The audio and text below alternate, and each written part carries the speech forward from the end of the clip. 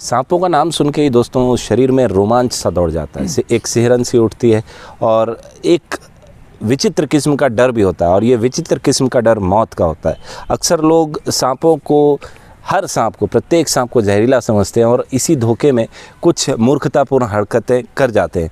कुछ ऐसे भी नमूने होते हैं जो जानते हुए समझते हुए इस तरीके के काम करते हैं और कुछ ऐसे होते हैं जो अपनी सोसाइटी में अपने दोस्तों के बीच हीरोइज़्म दिखाने के चक्कर में इस तरीके के काम करते हैं। आज दोस्तों हम बात करने वाले हैं ऐसे ही दो घटनाओं की, जहां पर एक घटना मूर्खता को दर्शाती है, वहीं दूसरी घटना जो है वो जाहिलपन और बर्बरता, क्रूरता इसको दिखाती है।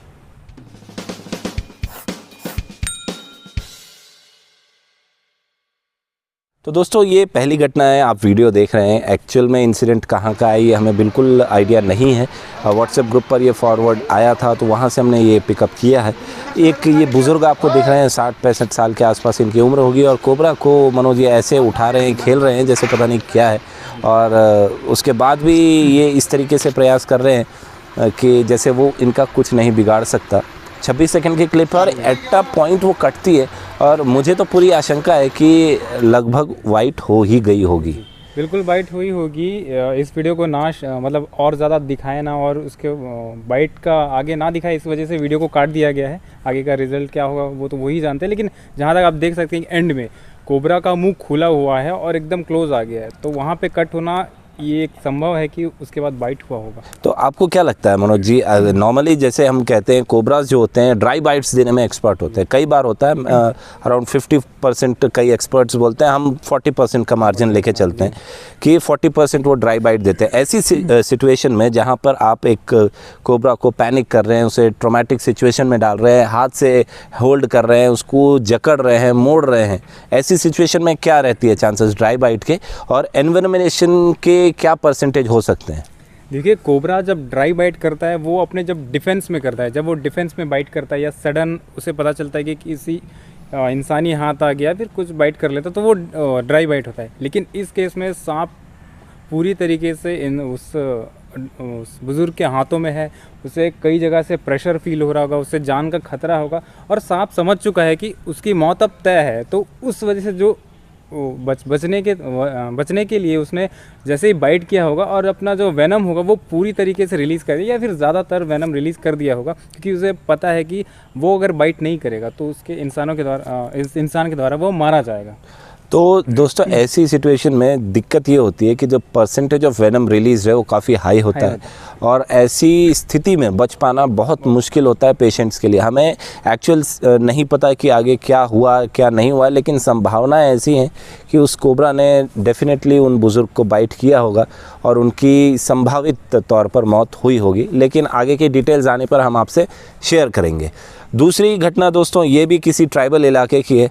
ट्राइबल इलाकों में दोस्तों हमने एक चीज़ देखी है, भारत के कई हिस्से में कई सारे सांपों का मांस जो है उसे खाया जाता है क्योंकि उसमें चर्बी नहीं होती और एक गुड सोर्स ऑफ फ्लैश है, प्रोटीन है, आप कह सकते हैं उसको।